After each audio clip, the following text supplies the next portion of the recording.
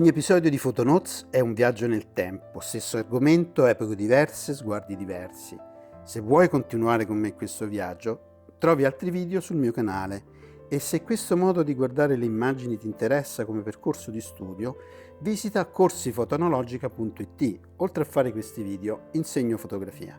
Seguitemi in un altro viaggio nel tempo, un viaggio che io stesso ho trovato sorprendente, un viaggio attraverso un tema importante. Come hanno vissuto la paternità e rappresentato la paternità tre importanti fotografi. È un viaggio che dura circa un secolo ed inizia in Germania nel 1876 con le immagini di un importantissimo fotografo, August Sander.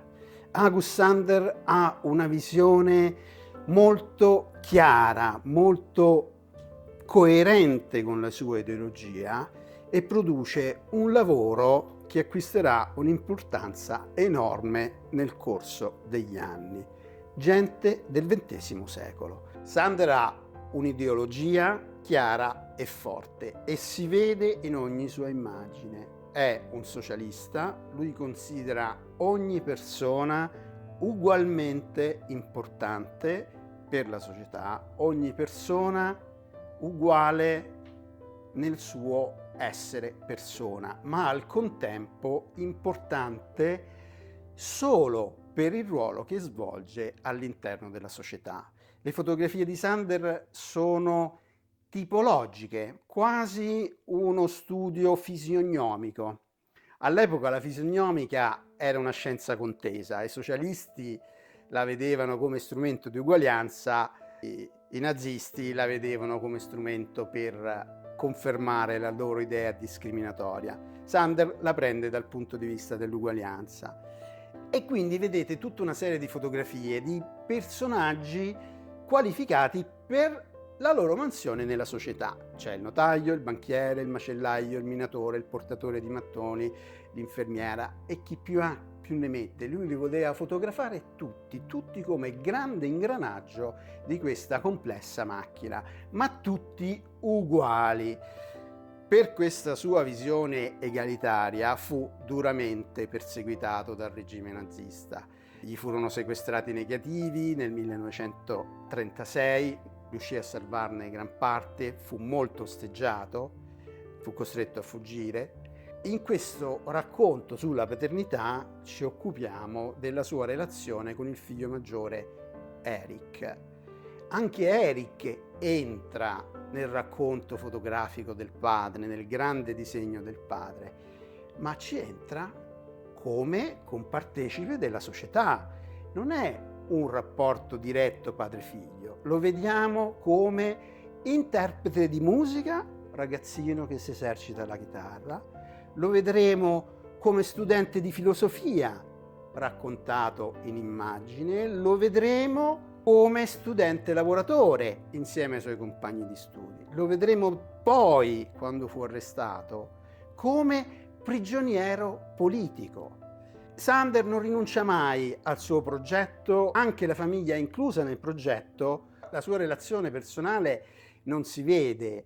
Riconosciamo il soggetto, gli archivisti ci hanno scritto dopo chi era, ma lui non le ha messe fuori come foto del figlio, ma come ruolo sociale del figlio.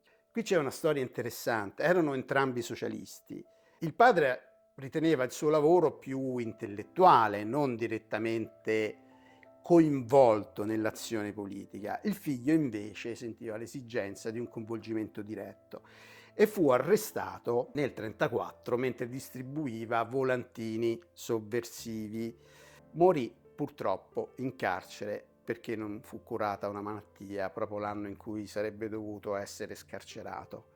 Aveva quasi un dissidio col padre sull'attivismo o meno e il suo attivismo l'ha pagato caro come tanti. L'ha pagato caro anche Sander, ma almeno lui è riuscito a sopravvivere a quella violenza. Tutto il lavoro di Sander lo ritroviamo come padre solo sulla didascalia dell'ultima immagine del figlio, che è quella che avete visto in apertura. Mio figlio maggiore Eric ucciso dal terrore nazista. lì troviamo un padre che non avevamo mai visto nelle altre immagini. I figli di Sander sono istruiti dal padre al mestiere. Eric addirittura riesce a trafugare una macchina fotografica quando era prigioniero, fotografa i suoi compagni di prigionia, i compagni torturati. Il padre inserirà queste immagini in un lavoro successivo a gente del XX secolo.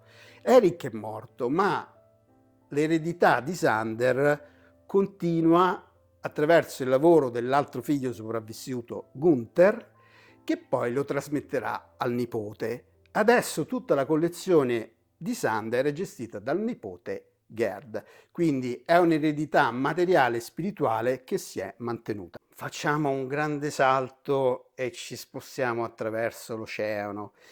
Siamo in America, siamo negli anni 50 e ci soffermiamo un attimo su due fotografi che furono i maestri di quelli che vedremo dopo, Aaron Siskind e Henry Callahan.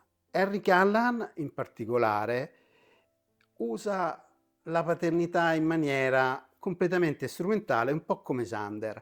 Inserisce la moglie e la figlia nel suo progetto. Quindi ci sono le sue visioni geometriche di queste città un po' disumanizzanti, dove piccine piccine la moglie e la figlia fanno da comparse, nulla di più. Ci interessa molto invece quello che fa un suo allievo negli anni 70 ed è Emmet Gowin. Emmet Gowin ha una visione particolare della famiglia. Lui è quacchero, sposa Edith, che sarà la sua musa di tutta la vita, che viveva poco lontano da dove viveva lui. Vive una dimensione familiare protettiva, quasi vista in contrapposizione al mondo, e questa cosa lo leggiamo molto bene in alcune immagini tra le sue più famose.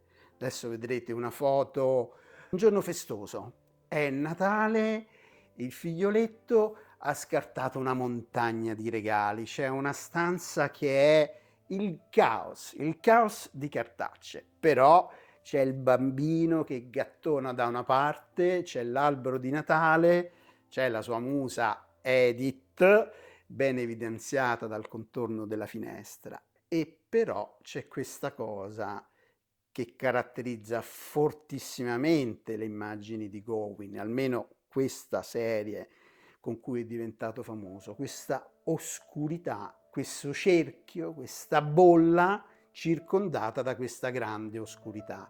Allo stesso tempo è un utero, un mondo protetto, ma allo stesso tempo fuori c'è un'oscurità, quasi un senso di minaccia, un bisogno di escludersi, di rinchiudersi in questo piccolo idillio. Vediamo un'immagine simile dove forse questa sensazione è ancora più forte. Vediamo sempre Edith, che è il soggetto di Gowin, vediamo incinta, il suo primo figlio Elijah è poco dietro, giocano, si muovono in un greto di un fiume in estate. Questo greto però è scuro, molto scuro, va quasi a confondersi con il cerchio nero che li racchiude, quindi questa minaccia è quasi estesa all'idea della natura, quindi è proprio un mondo pieno di affetti, di relazioni intense, quindi è uno strano contrasto questo qui. Poi vediamo delle immagini invece che non sono più caratterizzati da questo cerchio nero, che sono delle immagini più normali, molto tenere. C'è Edith con Elijah appena nato, Edith con Elijah poco più grande in un giardino di fiori, un'immagine di idillio. Poi vediamo due immagini simili fatte quando è nato il figlio Isaac, che è simile a quelle che avete già visto, dove Edith lo tiene in braccio. Ci interessa questa visione, la famiglia. Lui è marito innamorato, marito parte di un nucleo che sente di dover proteggere, Però la sua paternità è filtrata dalla presenza della madre, almeno nelle fotografie. Non abbiamo foto dei figli da soli, non c'è un'identità dei figli, c'è un omaggio a questa grande donna. C'è una cosa interessante: Isaac seguirà le orme del padre e quando sarà adulto firmano insieme un progetto di fotografia artistica, Maggie del 2008. Una decina di anni dopo, un altro allievo di Siskind e Callahan, Arno Minkinen, diventa padre e inizia a fotografare il figlio in una maniera diversa. La paternità entra nel lavoro di Minkinen come un fatto completamente naturale. Continua a fare le sue foto, ma le sue foto prevedevano anche foto delle sue relazioni. Quindi, diciamo, il mondo creativo di Arno non è incentrato attorno alla famiglia come il lavoro di Gowen, ma la famiglia entra nel suo lavoro come parte della sua vita in maniera assolutamente armonica e viene fuori anche una visione diversa della paternità. Cominciamo dalle prime immagini tenerissime col figlio appena nato, esprime tenerezza e meraviglia. Arno sostiene sulle sue due braccia il figlio in controluce, c'è questa immagine luminosa, questa rivelazione, questa apparizione con il figlio sostenuto dalle braccia del padre. Lo rivedremo circa un anno dopo come un piccolo pinguino tenuto sui piedi del papà che guarda in alto fiducioso, con questo gesto protettivo ma non invadente.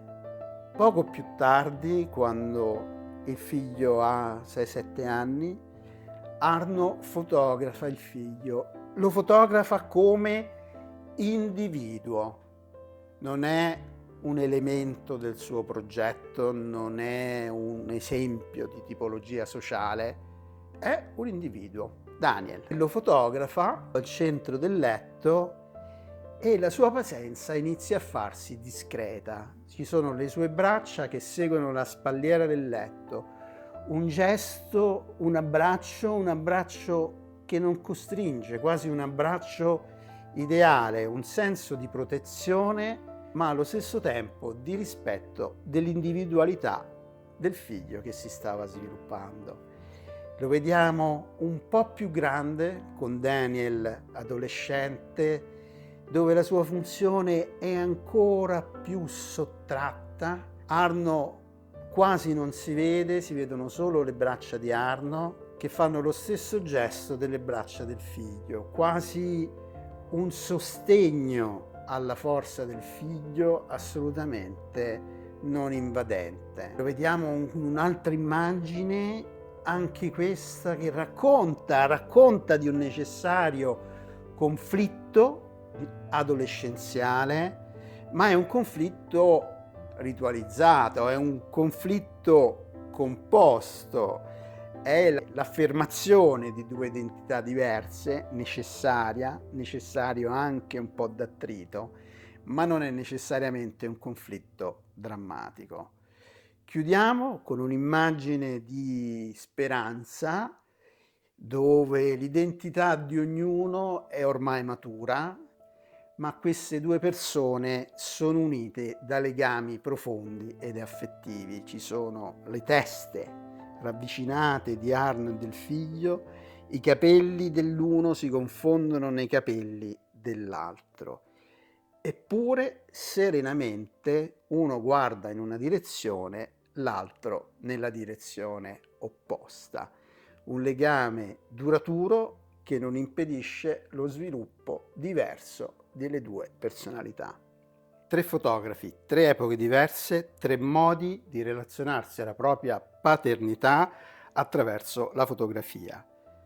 Sander inserisce il figlio nel suo grande progetto senza deroga affettiva, però quando il figlio muore e lui fotografa la maschera mortuaria, scrive di suo pugno: maschera mortuaria di mio figlio maggiore ucciso dal terrore nazifascista. Emerge il padre, il lavoro se ne va. È un'immagine fortissima, dolorosissima.